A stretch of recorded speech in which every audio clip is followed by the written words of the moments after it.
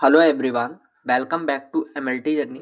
आई hope आप लोग अच्छे होंगे। तो आज हम बात करेंगे सफदरगंज हॉस्पिटल की तरफ से हमारा 20/12/2024 यानी कि 20 दिसंबर 2024 को आपका एक न्यू नोटिस आउट हुआ था, जो कि आपका नर्सिंग अटेंडेंट पोस्ट से रिलेटेड है।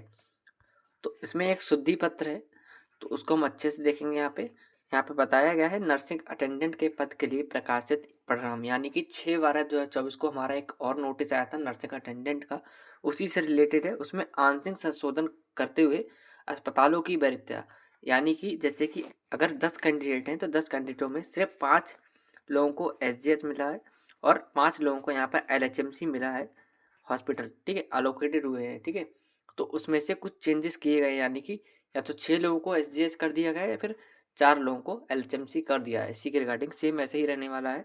और यहाँ पे दिया गया है वरीयता के आवंटन की समीक्षा करते हुए तथा उम्मीदवारों को उनकी योग्यता, वरीयता श्रेणियों, संबंधित अस्पतालों की रिक्तियों की उपलब्धता आदि के आधार पर अस्पतालों को फिर से आवंटित किया गया है एवं शेष परिणाम यथावत रहेगा।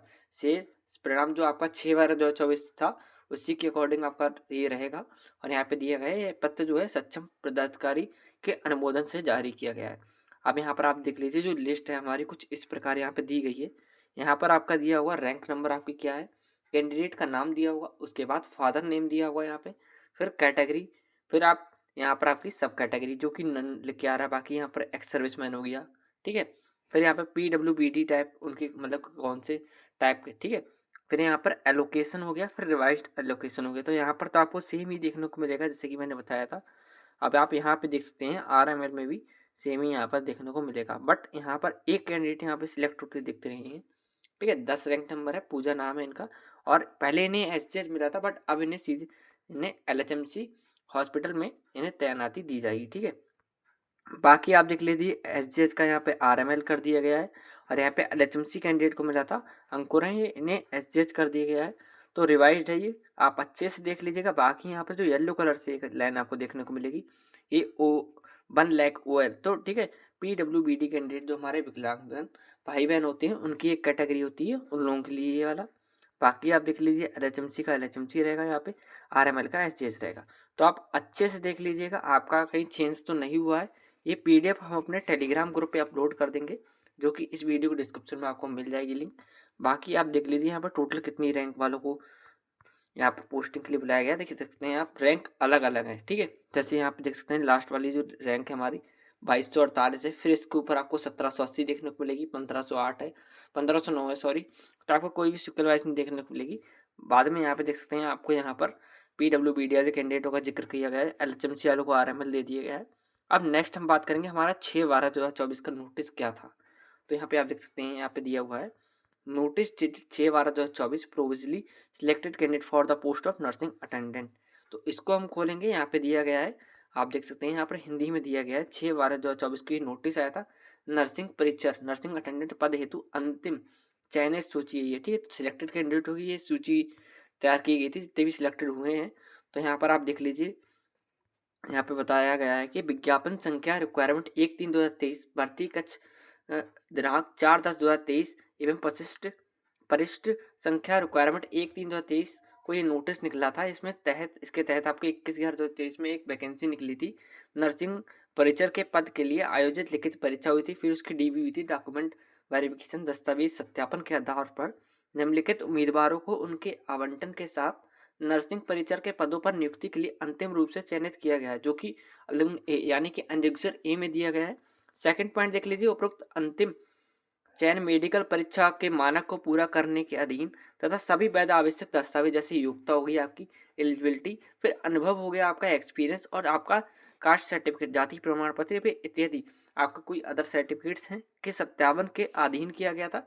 यदि अंतिम चयनित उम्मीदवारों द्वारा प्रस्तुत कोई भी दस्तावेज गलत पाया जाता है तो उपरोक्त पद उम्मीदवारों की पात्रता रद्द मानी जाएगी। अगर आपकी कोई रॉन्ग इन्फॉर्मेशन वगैरह हो गई, ठीक है, तो आपकी पात्रता इसमें रद्द मान दी जाएगी। इसके बाद थर्ड पॉइंट है हमारा PWBD वाली जो श्रेणी थी, इसमें वुमेन नर्सिंग परीक्षर के पद के लिए केवल 11 उम्मीदवार मिले हैं, कैंडिडेट मिले हैं, जो कि योग्य सिलेक्ट पाए गए हैं। यहाँ पे देख सकते हैं 10 के 10 के यहाँ पे बताया गया है 10 अंतिम उम्मीदवार के चयन हो पाया है। बाकी आप देख लीजिए श्रेणीवार तथा अस्पतालवार निम्नलिखित रिक्तियाँ प्रकाशित की गई थी। तो किस प्रकार आपकी थी, तो आप देख सकते हैं यहाँ पर टोटल यहाँ पे 230 पद थे आपके। यहाँ पर शुरू हुआ था जो विज्ञापन। सफदरगंज हॉस्पिटल की बात करते हैं, टोटल पोस्ट इसमें 100 थी, इसमें 41 आपकी अनरिजर्व की थी, एससी की 17 थी, एसटी की आपकी 7 थी, ओबीसी की 26 हैं और ईडब्ल्यूएस की 9 पोस्ट आपको यहाँ पे देखने को मिली थी। बाकी यहाँ पर आपको यहाँ पीडब्ल्यूबीडी कैंडिडेट जो है उनकी श्रेणी बताई गई है। फिर एक्स सर्विसमैन की यहाँ कोई पोस्ट नहीं थी। आरएमएल हॉस्पिटल में आप देख सकते हैं 98 आपकी पोस्ट थी टोटल, 17 अनरिजर्व की थी, एससी की एक भी सीट नहीं थी आरएमएल में, 8 आपकी एसटी की थी, 47 ओबीसी की थी और ईडब्ल्यूएस कैंडिडेट की 26 सीट थी यहाँ पर। बाकी 4 यहाँ पर पीडब्ल्यूबीडी वाले कैंडिडेटों की थी और एक्स सर्विसमैन की भी यहाँ पे कोई सीट नहीं थी। फिर एलएचएमसी की बात करते हैं, लेडी हार्डिंग मेडिकल कॉलेज की, तो 32 टोटल सीट थी, 14 इसमें अनरिजर्व की थी, 5 एससी की थी और आपकी 2 एसटी की थी, ओबीसी की 8 है और ईडब्ल्यूएस की 3 पोस्ट थी। बाकी यहाँ पर आप देख सकते हैं 2 पोस्ट पीडब्ल्यूबीडी कैंडिडेट की और एक्स सर्विसमैन वालों के लिए 3 पोस्ट एलएचएमसी में यहाँ पर हैं। ठीक है, इसके बाद आप देख लीजिए 5 नंबर इंपॉर्टेंट है आपके लिए कि नर्सिंग परिचर के पद के लिए 230 पद पे आपका विज्ञापित हुआ था, परंतु परिणाम केवल 217 पदों के लिए प्रकाशित किया जा रहा है, क्योंकि चल रहे न्यायालय मामले के कारण विभिन्न श्रेणियों में 12 पदों का परिणाम लंबित है। ठीक है, तो आपका इसमें केस चल रहा था, तो इसमें 12 पोस्ट अभी होल्ड कर दी गई हैं तथा एक पीडब्ल्यूबीडी श्रेणी के पात्र उम्मीदवार की अनुपलब्धता के कारण अन्य पीडब्ल्यूबीडी श्रेणी में एक पद रिक्त रखा गया है। ठीक है, तो आप मान सकते हैं 12 पोस्ट और यहाँ पर एक पोस्ट आपको बताया गया है पीडब्ल्यूबीडी कैंडिडेट हो गई और एक केस वाली हो गई। बाकी इसके बाद 6 नंबर देख लीजिए, उम्मीदवारों को चयनित श्रेणी अंक या अन्य विवरण न्यायालय में लंबित मामलों के परिणाम के बाद ही प्रकाशित किया जाएगा। केस जब आपका सोल्यूशन उसका निकल आएगा उसके बाद ही होगा क्लियर होने पे। फिर क्योंकि अंतिम चयन परिणाम न्यायालय के अधीन है, इन पदों के लिए आवंटन या प्रत्यता न्यायालय के अंतिम निर्णय पर निर्भर करेगी। ठीक है, तो जितने भी होंगे यहाँ पर क्लियरिंग पे ही आपकी ज्वाइनिंग वगैरह आप बताया गया है कि उम्मीदवारों को चयनित श्रेणी में अन्य न्यायालय में लंबित मामलों के परिणाम के बाद ही प्रकाशित किए जा सकते हैं। बाकी इसके बाद आप नेक्स्ट देख लीजिए, यहाँ पर बताया गया प्रतिलिपि। फिर आपके यहाँ पर जैसे कि मैंने बताया था कि आपको लोकेशन दी थी, लोकेशन आपको कौन सा हॉस्पिटल मिला है, सेम यहाँ पे भी rank number, roll number, application number, date of birth, candidate name, father name, category, subcategory यहाँ पे बताई गई है।